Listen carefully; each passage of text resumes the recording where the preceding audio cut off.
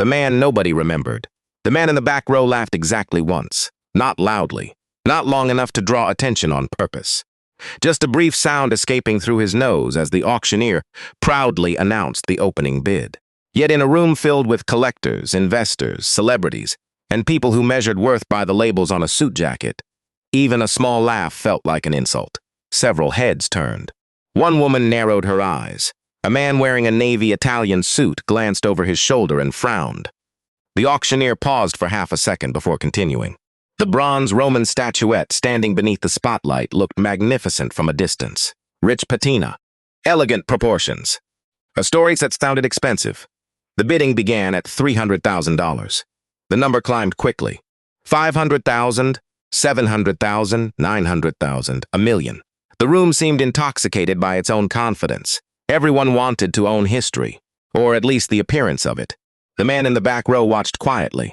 His hands remained folded. His expression never changed. Only his eyes moved, watching, measuring, noticing things nobody else seemed to notice. A tiny casting seam hidden beneath the figure's left arm, an artificial oxidation pattern, the wrong tooling marks near the base. Small details, enough. Enough to know the piece wasn't what people thought it was. A minute later, the hammer fell. $1,400,000. Applause filled the room. The winning bidder smiled proudly. His wife squeezed his arm. Photographers snapped pictures. The man in the back row looked away, almost sadly, as if he had seen this happen many times before, because he had. 10 years ago, nearly everyone in that room would have known his name. Today, almost nobody remembered it. And that suited him just fine. Or at least that was what he kept telling himself. Outside, rain tapped softly against the enormous windows of Blackwood Auction House. The storm had arrived earlier than forecast. Dark clouds as rolled above downtown Charlotte like slow-moving ships. Inside the hall, crystal chandeliers reflected warm gold light across polished marble floors. Everything looked expensive. Everything looked important. Everything looked exactly the same as it had 10 years earlier. Only Nathan Cole had changed.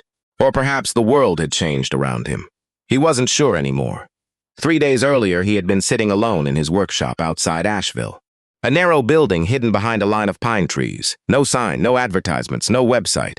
Just shelves filled with clocks. Hundreds of them. Wall clocks, pocket watches, mantel clocks. Broken mechanisms waiting for patient hands. Ticking sounds layered together like quiet rainfall. Nathan preferred it that way. Clocks didn't lie. People often did. A cold cup of coffee sat forgotten beside his workbench. A magnifying visor rested on his forehead. An antique railroad pocket watch lay open beneath a lamp. He had spent nearly 2 hours rebuilding spring assembly no one else would have bothered fixing. The owner could have purchased a replacement online for less money, but some things deserved preservation, even when logic disagreed, especially then. Nathan carefully adjusted a tiny gear. The ticking returned. Steady, precise, alive again. A faint smile touched his face. Then his phone rang. He almost ignored it. Almost. Very few people called him anymore. Most days passed without hearing another voice. He removed his glasses. Answered. A young woman spoke through obvious exhaustion. "Mr. Cole?" "Yes, my name is Emily Harper." A pause. "I was told you might help me." Nathan nearly ended the call. Not because he was rude, because he had heard those words before. Too many times. People rarely searched for him unless they wanted something. An appraisal, authentication, access, connections, secrets, money, especially money. Yet something in her voice stopped him. Not desperation, not manipulation, fatigue. The kind that settles deep into a person's bones. "My grandfather left me something," she said. "I don't know what it is." Nathan rubbed his forehead. "What makes you think it's valuable?" "He always said if things got bad enough, I'd know where to look." Silence. Then she added quietly, "They got bad enough." Nathan stared through the workshop window. Rainwater slid down the glass. A memory surfaced unexpectedly. His own father saying nearly the same thing decades earlier. Funny how life repeated itself. "Bring it tomorrow." Another pause. "You'll look at it?" "Yes." The relief in her voice arrived immediately. Too quickly to be faked. "Thank you." After ending the call, Nathan returned to the watch. But his concentration never fully came back. Because somewhere deep inside, an old instinct had awakened. The instinct he had spent 10 years trying to bury. The next afternoon, Emily arrived carrying a wooden box. She looked younger than he'd expected. Late 20s, dark hair tied carelessly behind her head, hospital scrubs beneath a rain jacket, eyes carrying the unmistakable exhaustion of someone sleeping far less than they needed. She apologized twice before sitting down. Once for being late, once for bothering him. Nathan recognized the type immediately. People who carried too much responsibility usually apologized for existing. The box itself looked ordinary, oak construction, handmade, moderate age. Nothing remarkable. Emily watched nervously while Nathan examined it. My grandfather collected antiques, Nathan nodded. So did half of America. She laughed unexpectedly, the first genuine emotion he'd heard from her. Then it vanished. My mother needs surgery. There it was, the real reason. Not greed, not inheritance, need, a difficult difference. Nathan continued studying the box. I've sold everything useful already. She looked down at her hands. The house, the truck, most of the furniture. Another pause. The hospital gave us more time. Her voice weakened slightly, but not much. Nathan didn't answer, he understood. Some situations didn't need words, only honesty. Several minutes passed, then he noticed something. A tiny mark carved inside the lid, hidden, almost invisible. His eyes narrowed. He moved closer, examined it again, a symbol. Simple, yet deeply familiar. His pulse quickened. For the first time in years, interesting. Very interesting. Emily noticed immediately. What is it? Nathan remained silent. His fingers traced the carving. An old collector's mark. Rare enough that most experts had never seen one. Impossible enough that it shouldn't have been there. Where did your grandfather get this? She shook her head. I don't know. Nathan leaned back, thinking, remembering, calculating. Suddenly the room felt smaller, because that symbol belonged to a collection believed lost for almost 70 years. A collection surrounded by rumors, lawsuits, disappearances, arguments, enough stories to fill books. Yet none of that mattered right now. What mattered was possibility. Your grandfather ever mentioned Blackwood? Emily frowned. The auction house? Nathan nodded. I think so. Why? Nathan closed the lid. Because if he was right, the box itself wasn't valuable. What it pointed toward might be. Very valuable. Dangerously valuable. He exhaled slowly, then made a decision he would later question many times. We're going to Charlotte. Emily blinked. What? We're attending an auction. Why? Nathan looked directly at her. Because I think your grandfather left you a map. She stared. A map to what? Nathan hesitated, then answered honestly. I don't know yet. And that was the truth. The following morning they drove east beneath gray skies. Nathan's old Ford pickup rattled whenever speeds exceeded 60. The heater worked only when it felt generous. A crack stretched across the passenger side windshield. Emily seemed surprised the vehicle was still running. Nathan was surprised too.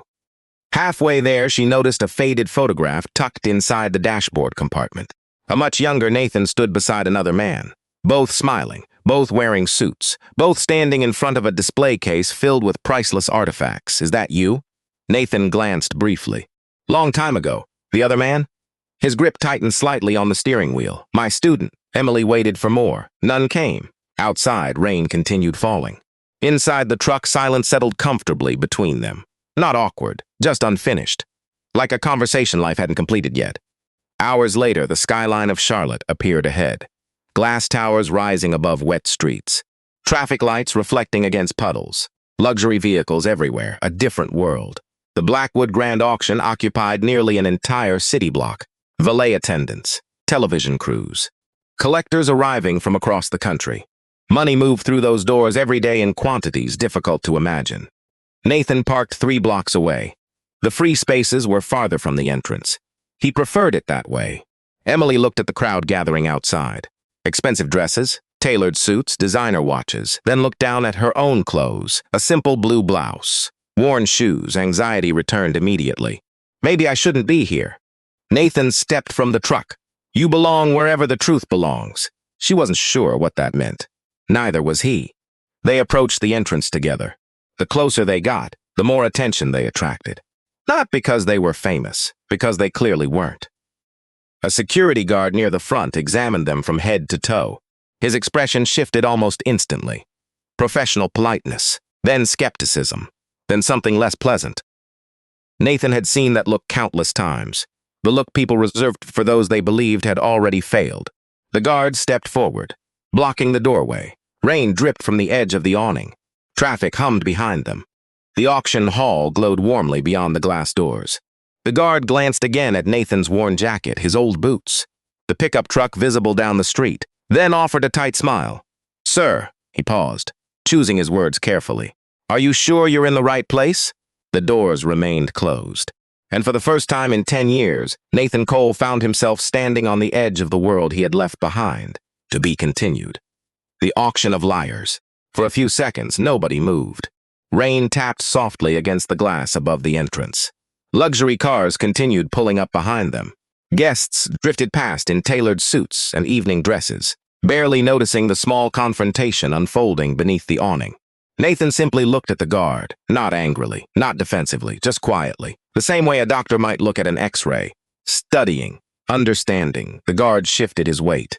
Something about the older man made prolonged eye contact uncomfortable. You need an invitation for today's event, sir. Nathan reached into his jacket pocket, pulled out a folded envelope. The paper was worn around the edges. The guard opened it. His expression changed immediately. Not respect, confusion, then surprise. The invitation wasn't ordinary. It carried an old blackwood executive seal that hadn't been used in nearly a decade. The guard looked up again, this time more carefully, as if seeing Nathan for the first time. One moment, he stepped away, made a quick phone call. Emily stood silently beside Nathan. What was that? A favor? From who? Nathan watched people entering the building. Someone who probably regrets it now. Minutes later, another man appeared, gray-haired, expensive suit, senior management. His face went pale the instant he recognized Nathan. The reaction lasted only a second, but Emily noticed. Nathan noticed too. The executive forced a smile. Mr. Cole, the name sounded strange in the air, as though it belonged to another lifetime. It's been a while.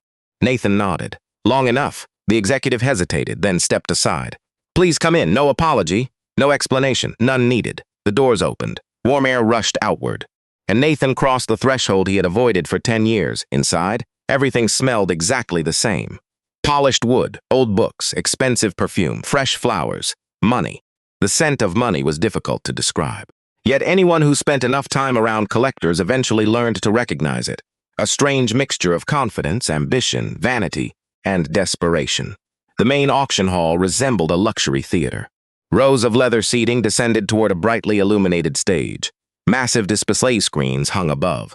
Crystal lighting reflected from polished brass railings. People spoke in low voices. Champagne glasses sparkled beneath chandeliers. Nobody appeared concerned about the economy, or inflation, or mortgages. This was a room where people spent six figures because they liked the shape of a vase. Emily suddenly became aware of her shoes again, her clothing, her nervous hands. She wished she had worn something different, something more expensive, something that belonged here. Nathan noticed immediately. Stop! What? Looking at everyone else. Emily blinked. You make it sound easy. It is. She laughed bitterly. Not for me. Nathan glanced around the room. For most people here either. What do you mean? His eyes followed a billionaire collector posing beside a camera crew. People who know who they are don't spend this much effort proving it. Before Emily could respond, a voice interrupted. Well, the word arrived dripping with amusement. A tall man approached from the aisle. Silver suit, perfect smile, perfect hair, perfect confidence. The kind manufactured through decades of wealth and admiration. Victor Langley, president of Blackwood Auction Group, one of the most influential names in American antiquities, and one of the last people Nathan had hoped to see. Victor extended a hand. Nathan didn't take it. The smile remained, but only barely after all these years. His eyes moved toward Emily, a friend. Victor seemed surprised, then amused. Nathan rarely used that word, even in better times. Interesting. A pause. I heard you were repairing clocks somewhere in the mountains. Nathan said nothing. Victor nodded toward the stage. You picked quite a day to return. I'm only visiting. Victor smiled again. The smile never reached his eyes. Of course. Then he leaned slightly closer. Only Nathan could hear the next sentence. Some ghosts should stay buried. Victor walked away before receiving an answer. Emily stared after him. What was that about? Nathan watched the man disappear into the crowd. History. The auction began 15 minutes later. The first lot appeared beneath bright white lighting. Ancient Roman bronze statue. Estimated value, $600,000 to $900,000. Bidding opened instantly. Hands rose throughout the room. Prices climbed. Fast. The energy became contagious, exciting, competitive, almost emotional. Emily found herself watching the numbers in fascination. 700,000, 800,000, 900,000, 1 million. Nathan never looked at the screen. His eyes remained fixed on the object itself, studying details, measurements, surface texture, manufacturing marks, small things, important things. The hammer finally fell. Won $4 million. Applause filled the hall. The winner smiled proudly. Several people congratulated him immediately. Nathan quietly shook his head. Emily noticed. What? It's modern. What? The statue. She frowned. Modern, about 60 years old. Emily stared at him. You can tell from here? Nathan nodded. The casting seam under the arm, the alloy composition, the artificial patina. Emily looked again, saw nothing. The statue looked ancient to her. Valuable, museum-worthy. Nathan seemed certain, almost disturbingly certain. A few rows ahead, a collector overheard part of the conversation. He turned around. What did you say? Nathan met his gaze. Nothing more, nothing less. The man laughed, not kindly. The auction continued. Lot 2, Renaissance painting, estimate value, $2 million. The bidding war became fierce. Several phone bidders joined. Numbers soared. Voices sharpened. Competition intensified. Emily glanced toward Nathan. He was staring at the frame, not the painting, the frame. Again, that same expression. What now? The paint is newer than the canvas. She frowned. That's possible? It's common, but they authenticated it. Nathan looked toward the expert seated near the stage. So did somebody. The hammer struck. $3.2 million. Sold. Nathan leaned back quietly. The room celebrated. He looked almost sad, as if watching people walk willingly into a trap. Then came Lot 3, a Ming Dynasty porcelain vase. Beautiful, elegant, flawless. Collectors practically vibrated with anticipation. Victor personally introduced it. His voice carried confidence, authority, certainty. The room trusted him. Why wouldn't they? For 20 years, Victor Langley had built his reputation on expertise. The vase sold for $8 million. Thunderous applause followed. Nathan laughed, just once. The same brief laugh that had escaped him earlier. This time more people heard it. Heads turned again. Victor noticed. The auctioneer paused. The room became strangely quiet. Victor smiled politely. Something amusing, Mr. Cole? Dozens of eyes shifted toward Nathan. Emily felt her stomach tighten. Nathan remained seated. Nothing important. Victor tilted his head. Please. If you see something we don't, we'd all love to hear it. The challenge hung in the air. Nathan knew exactly what Victor was doing. Public pressure. Social humiliation, the oldest trick in the room. Nathan sighed softly, then answered, the kill mark is wrong. Silence. Several people exchanged glances. Victor smiled wider. The kill mark? Nathan nodded. 3 generations too late. More silence, then scattered laughter. Someone behind them chuckled openly. Another whispered something sarcastic. The tension broke. Victor spread his hands dramatically. There you have it. The crowd laughed. The auction resumed. Emily felt heat rising into her face. Embarrassment, doubt, confusion. For the first time since meeting Nathan, uncertainty appeared. What if he was wrong? What if 10 years of isolation had changed him? What if expertise had become obsession? People around them seemed completely convinced. Experts, millionaires, collectors, entire teams of specialists. Could they all be wrong? The question lingered, and Nathan noticed it. He always noticed. But he didn't defend himself, didn't explain, didn't argue. He simply watched the stage, waiting. An hour passed, then another. Most lots sold successfully. Millions changed hands. The atmosphere became increasingly celebratory. Victor seemed unstoppable until the final lot appeared. At first, nobody paid attention. It wasn't beautiful, it wasn't famous, it wasn't glamorous. Just a battered wooden chest, scratched corners, faded brass fittings, water damage, no compelling story, no celebrity ownership, no impressive provenance. Several guests checked their phones. Others gathered belongings. The night felt finished. Then Nathan froze. Emily noticed instantly. For the first time all evening, genuine emotion crossed his face. Shock. Not large, not dramatic, but unmistakable. His eyes locked onto the chest. The way a man might stare at a ghost. What is it? Nathan didn't answer immediately. The auctioneer began describing the piece. Minimal interest, minimal expectations. Opening estimate, $5,000. Almost nobody cared. His gaze never left the stage. Emily's pulse accelerated. Nathan? Still no answer. Then he spoke quietly, almost to himself. It survived. What survived? The auctioneer opened bidding. $2,000. Nobody moved. $3,000. Nothing. Nathan finally looked at her. His eyes were completely different now. Focused. Alive. The eyes of the man he had once been. Whatever happens, his voice remained calm. Don't let anyone buy that chest. Emily stared. What bid? What bid? Her heart nearly stopped. Nathan, are you serious? Yes. She looked at the stage, then back at him. The estimate seemed insignificant, but even a few $1,000s mattered. Every dollar mattered. Her mother's surgery wasn't an abstract problem. It was real, immediate, life and death. We can't risk this. Nathan nodded slowly. If I'm wrong, he paused, then met her eyes directly. If I'm wrong, I'll spend the rest of my life paying you back. Emily searched his face, looking for hesitation, doubt, uncertainty. There was none. For the first time all evening, she understood something. Nathan wasn't guessing. He knew something, or believed he did. Strongly enough to risk everything. The bidding climbed. 4,000, 5,000, 6,000. A collector near the front finally raised his paddle. 7,000. Emily swallowed hard, then raised hers. The room barely noticed, until the numbers continued climbing. 10,000, 12,000, 15,000. Suddenly, people were watching again. Victor looked intrigued, then suspicious. Nathan remained perfectly still. The collector dropped out. Silence followed. The hammer rose. Sold. Emily exhaled.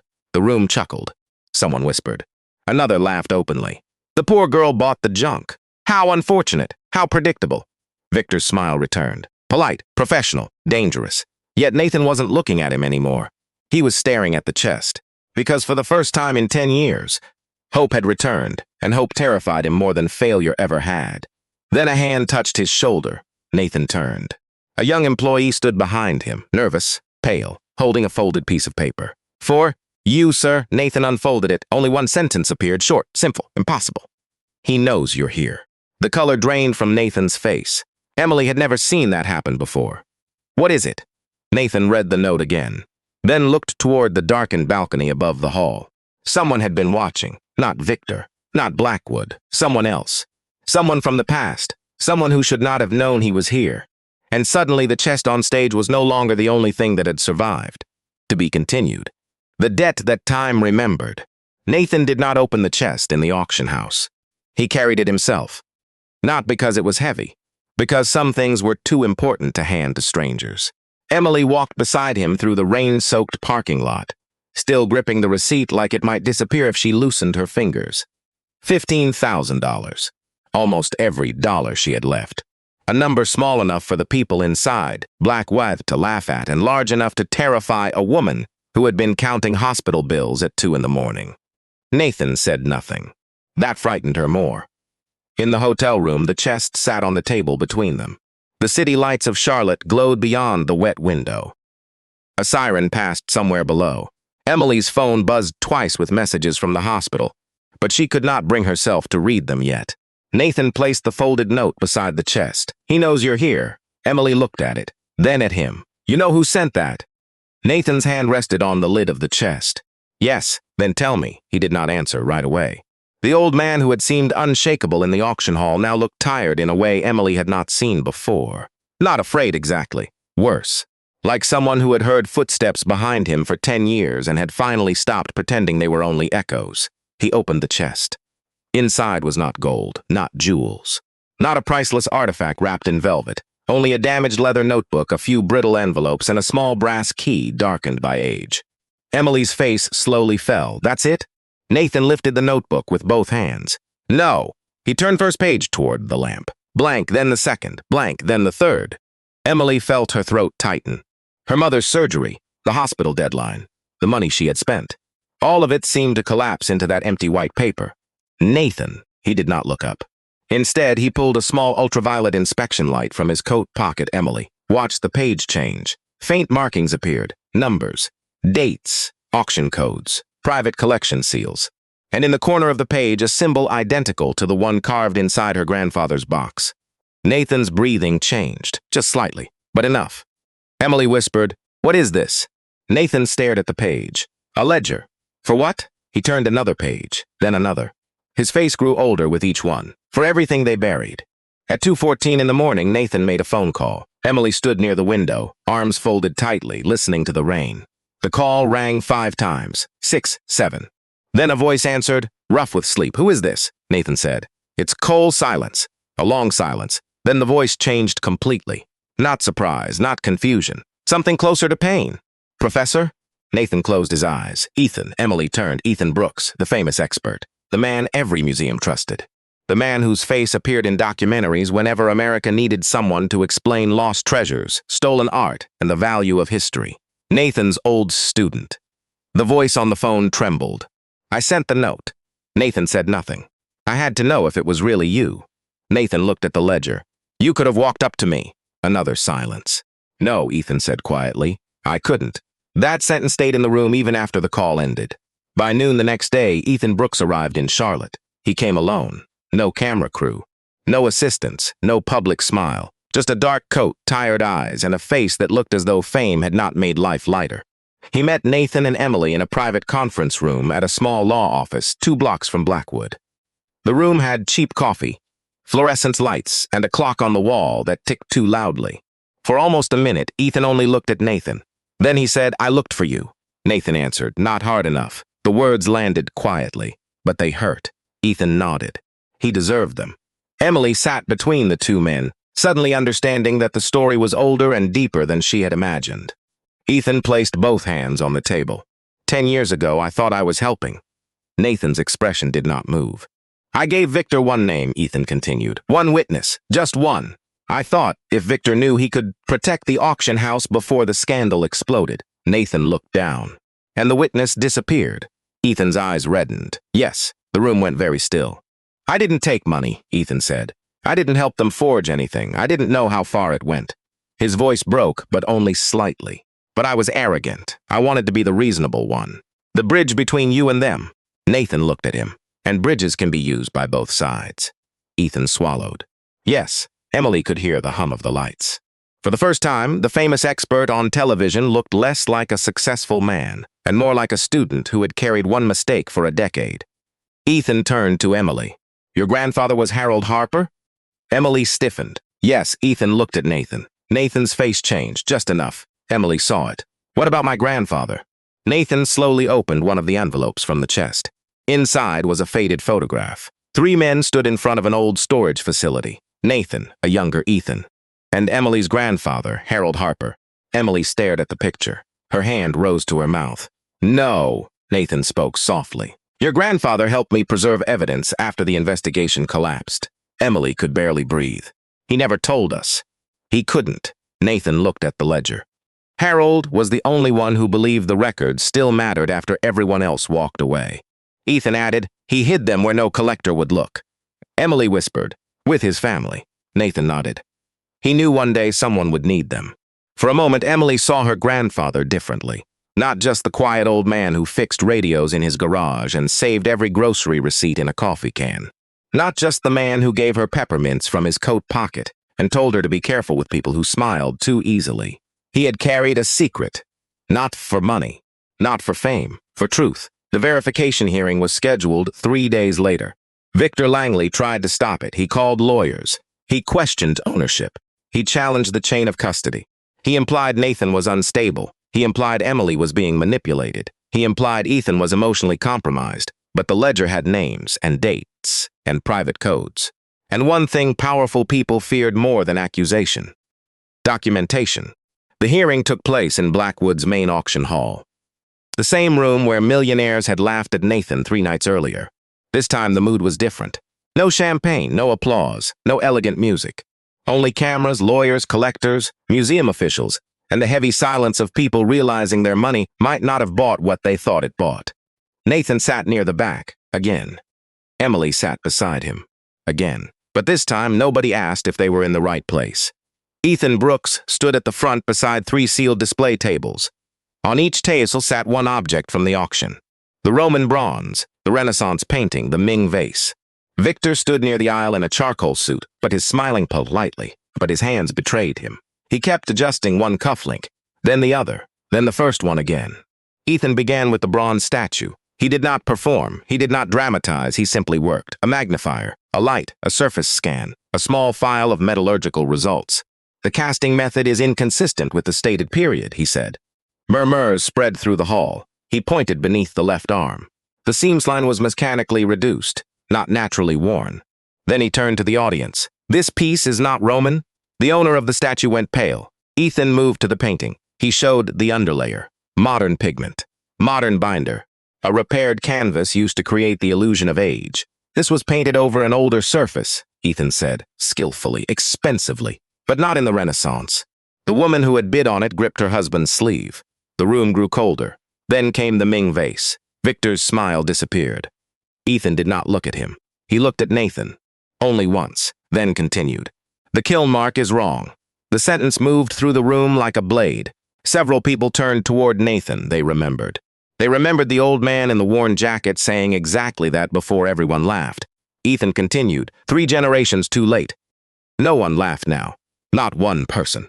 Nathan sat quietly, hands folded, eyes lowered. He did not enjoy being right. That was what made the moment heavier. Then Ethan opened the ledger. Page by page, he connected private sale codes to disputed objects. He tied anonymous consignments to shell companies. He showed how false prompts had been inserted, repeated, and legitimized through expert confidence and institutional silence. The truth did not arrive like thunder. It arrived like paperwork. That made it worse. Victor finally spoke. This is absurd. His voice was controlled, almost. You're asking this room to believe a disgraced former consultant, a nurse with a financial motive, and a damaged old notebook over decades of professional standards. Emily flinched. Nathan did not.